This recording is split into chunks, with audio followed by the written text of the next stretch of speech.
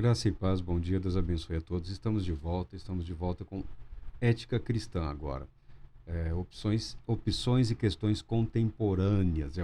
Esse livro é uma segunda edição do livro do Dr. Norman Geisler. Norman Geisler é filósofo, é teólogo e também se apresenta como um apologeta. É um escritor, mais de 70 livros, é um homem bastante respeitado, né? Bastante respeitado. É um escritor norte-americano, como boa parte do material que chega até nós. E nós estamos usando alguns livros, e esse é um deles que nós pegamos como referência para tratarmos desses assuntos. Quais são os assuntos? Vida, morte, aborto, pena de morte, divórcio, casamento, segundo casamento e por aí afora, questões sexuais, ecologia, sobre esses vários temas atuais. Por quê? Porque é falta de respeito a essa ideia de falar eu penso, eu acho, eu acredito, diretamente, como se tudo saísse da cabeça de quem está falando. Então, nós usamos material sistematizado, material publicado, tá? Para apresentarmos as perspectivas ou as visões, se é que existem visões diferentes sobre o tema. No que diz respeito à ética cristã, à teologia moral, não há quase que nenhuma diferença entre os cristãos de um modo geral. Tá? Não há quase que nenhuma. A ética protestante, a ética católica, a moral, não há praticamente quase que nenhuma divergência. As divergências ocorrerão quando se aplica ou quando se tenta aplicar as questões éticas no tocante às liturgias próprias de cada grupo. Aí sempre haverá debates, né? E debate também muitas vezes não serve para muita coisa. O importante é que cada um tenha firme as suas convicções e esteja disposto a seguir em frente. Porque nos vemos obrigados a abordar essa temática. Eu já tenho um material muito grande para reflexão, para ser apresentado e incluir, porque eu considero importante. Porque pessoas têm sido manipuladas. Não é difícil manipular o sentimento religioso. Tá? Não é difícil. Não é nada difícil. Não é nada difícil. Você perceberá que algumas pessoas não têm nenhum pudor em usarem o nome de Deus ou usarem as escrituras para criar um pensamento, uma expectativa mental ou espiritual no indivíduo em que o coloque como uma espécie de refém de uma ideia, de um princípio ou de um grupo. Não é assim. Não é assim. Onde está o Espírito Santo, aí há liberdade. O objetivo do ensino, das doutrinas, das verdades cristãs é para que o cristão consiga viver livre da opressão, do pecado, do medo, da culpa, do ódio, da revolta. A fé cristã, a fé religiosa, a espiritualidade deve e promove a paz, interiormente e exteriormente, se possível, e quando possível. Porque a Bíblia declara, se for possível, devemos viver em paz com todos. Mas é nossa obrigação vivermos em paz com a nossa consciência, porque ela está conosco 24 horas por dia. O amor a Deus, aqui ele passa a falar agora, antes de abordar os temas especificamente, a estrutura filosófica utilizada para justificar as afirmações ou convicções. Então, há uma apresentação doutrinária e uma apresentação de uma estrutura filosófica. A questão doutrinária, nós já falamos, ele já fugiu do Monte Sinai, que para mim já, né, o cristão fala que a ética cristã, a moral cristã está fundamentada na revelação e foge da revelação da lei no Sinai. Tá? Ele fugiu, ele deu a volta na lei do Sinai e veio para a filosofia. Eu não sei qual é a melhor formação dele, mas parece ser de filósofo. Tá? E na filosofia existe uma estrutura que regula o pensamento ético, né? A formulação ética ou a formação moral. E ele apresenta como absolutismo graduado. É um nome pomposo para dizer que entre um erro menor e um maior, é possível optar pelo menor, tá? É o que resumindo, é isso. É possível cometer uma infração desde que esteja em vista evitar uma mais grave, tá? Esse é isso tem no direito, então, isso existe em todas as áreas. Por exemplo, a lei proíbe, salvo quando aquela conduta, tipo, a lei proíbe tirar a vida. A lei proíbe tirar a vida. Todas as leis, no mundo todo, é proibido matar. O assassinato é crime em todo o planeta. O assassinato é crime. Mas, se para preservar a vida inocente for preciso eliminar o agressor, aquele que tira a vida do agressor está isento da culpa, tá? Então, como você resolve o problema? Todo crime é um assassinato. Não é bem assim. Não é bem assim. Não é bem assim que algumas pessoas estão sendo lá assassinadas, torturadas, o policial vai e mata o criminoso. Mas o policial cometeu um assassinato. Você pode até, na sua moral absoluta de um cristianismo superficial, dizer isso, mas não há tribunal no mundo que condenará alguém que, para salvar vidas, tirou uma vida. Não há condenação. É o caso da guerra, é o caso das guerras, né? Os soldados estão isentos das vidas que eles tiraram, salvo nas condições estabelecidas pelas leis da guerra, que por mais ridículo que seja, até a guerra tem regras, tá? Então, essas isenções são tratadas pela ética, ou pela teologia moral, ou pela filosofia moral. E ele é um dos que observa esse absolutismo graduado. Na prática, vamos ver aqui algumas referências. O amor a Deus está acima do amor para com o ser humano. Esse é um princípio. Um outro. A obediência a Deus está acima da obediência ao governo, ao Estado. Parabéns para ele. A misericórdia está acima da veracidade. Esse é um outro fundamento. São esses três fundamentos que ele apresenta. Quando ele fala do amor a Deus, ele faz referências aqui aos ensinos de Jesus, que estão em Mateus, em Lucas e também Colossenses e Efésios. Jesus declara que o mandamento de amar a Deus é o primeiro e maior. Além do mais, ele ensina em Mateus que o amor de um indivíduo para com Deus deve ser tão maior que o amor a seus próprios pais. Este último amor, ou seja, o amor aos pais, pode assemelhar-se a ódio quando comparado ao nosso amor a Deus, quando em contraste com o amor a Deus, está em Lucas. Uma implicação disso é que, se os pais ensinarem uma criança a odiar a Deus, a criança deve desobedecer a seus pais para obedecer a Deus. Isso é uma verdade, apesar da Bíblia ordenar aos filhos que sejam obedientes aos pais em tudo. A passagem paralela de Efésios acrescenta a expressão no Senhor, o que indica a existência de uma hierarquia que coloca o dever filial em condição inferior ao dever de amar e obedecer a Deus. É muito bonito aqui para um apologeta, para alguém que vai discursar para uma plateia, para alguém que vai falar para uma igreja, né? E muitos, e não raras vezes, tem um testemunho de uma criança que foi salva de uma família que praticava um outro culto, uma outra religião. Eu, pessoalmente, entendo que a infância deve ser preservada. A infância deve ser preservada, a família deve ser preservada. Ainda que os pais sejam satanistas, adoradores de demônios, não existe o direito do cristão intervir na família. É pecado, porque as crianças estão salvas. A infância está protegida pelo sangue do Cordeiro. Transformar crianças em caricaturas de religiosos é uma aberração, é uma abominação.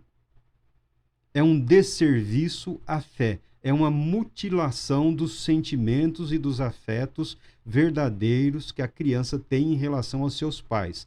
Romper isso, romper esse laço de amor, de afeto, de carinho, de confiança, é criar futuramente um monstro. Muitos pervertidos foram tirados dessas situações. Se a pessoa desaprende a amar os próprios pais, como ela vai amar ao próximo? A igreja não tem o direito de interferir. A igreja não tem o direito de manipular a mente das crianças. As crianças pertencem às suas famílias.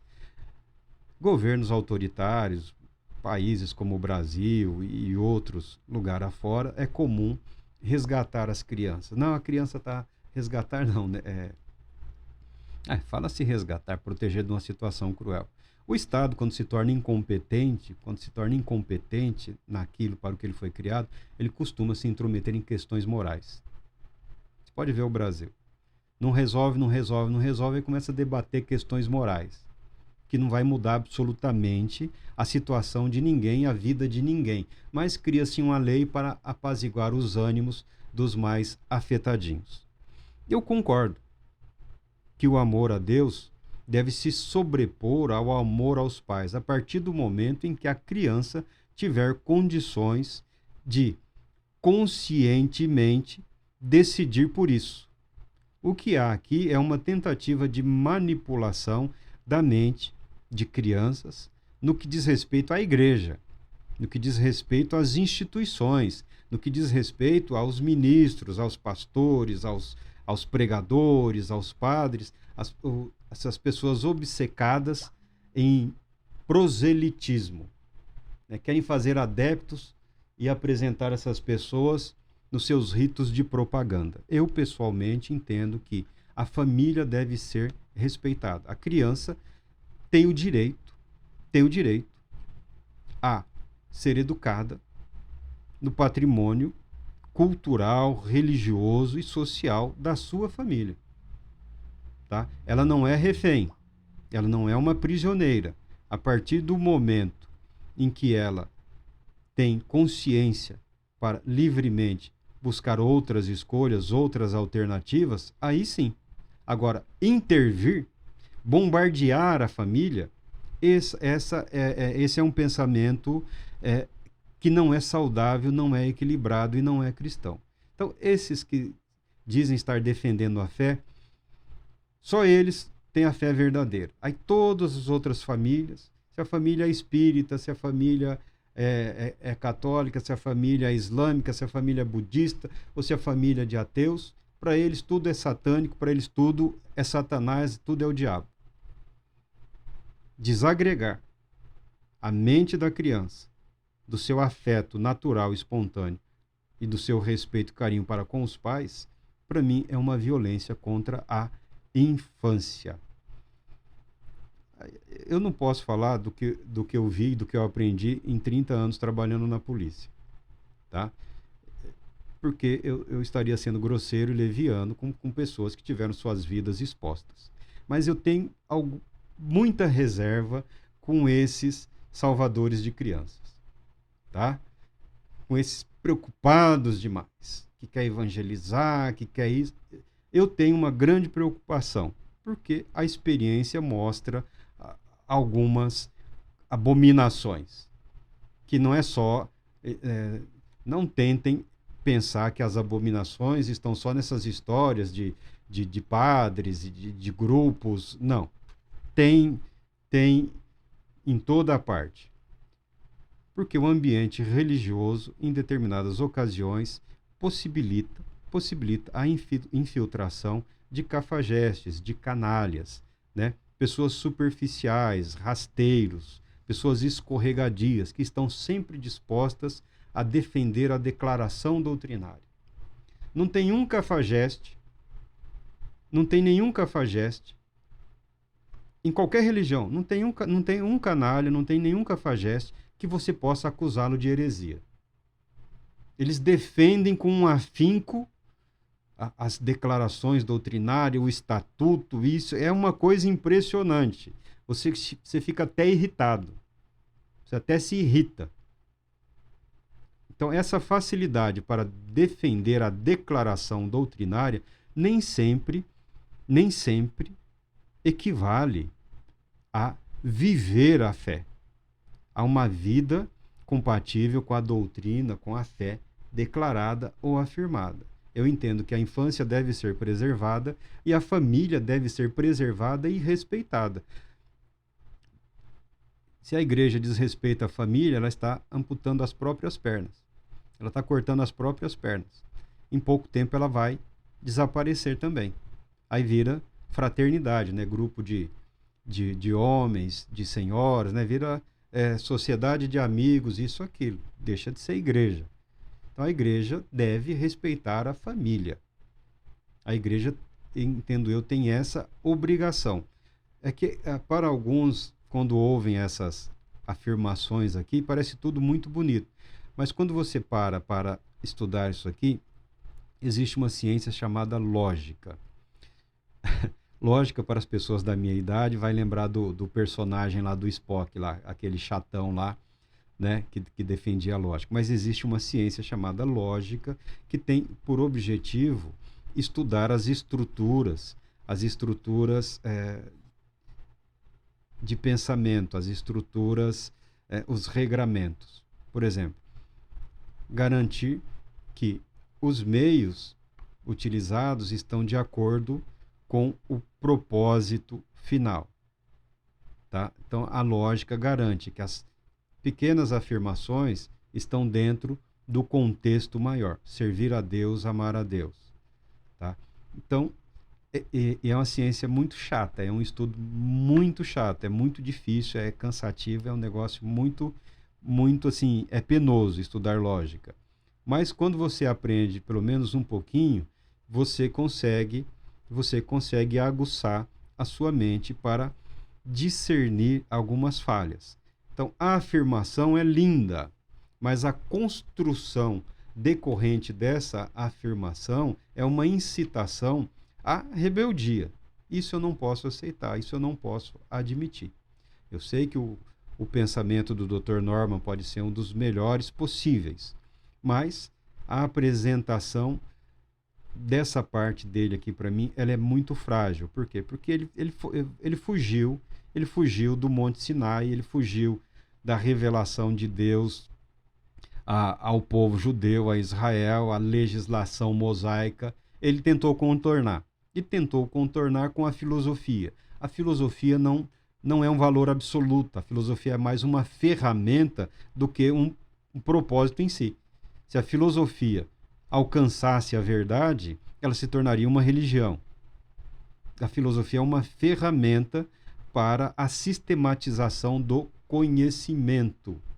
Ela é mais uma ferramenta do que um substituto à revelação. Alguns têm nas filosofias uma afeição muito grande. Eu a compreendo como ferramenta. Em último caso, o que prevalece? O amor a Deus, o temor a Deus, né? O amor reverente, o temor amoroso, a disposição em seguir as verdades fundamentais da fé em Cristo Jesus. A Bíblia nos ensina, sim, que o amor a Deus está acima do amor humano. Mas a Bíblia nos ensina também que é hipocrisia quando alguém diz que ama a Deus e não consegue amar o próximo. Essa pessoa está incorrendo numa condenação. Como você ama o que você não vê e não ama o que você está vendo, que também é criação de Deus, objeto do amor de Deus, porque não pode ser do seu. Tá? Então, há uma estrutura. Mas, de um modo geral, esse princípio, esse valor é verdadeiro. Eu não discordo. Eu discordo do que está embutido aqui sorrateiramente. Tá? Deus Todo-Poderoso te abençoe, te proteja e te conceda paz.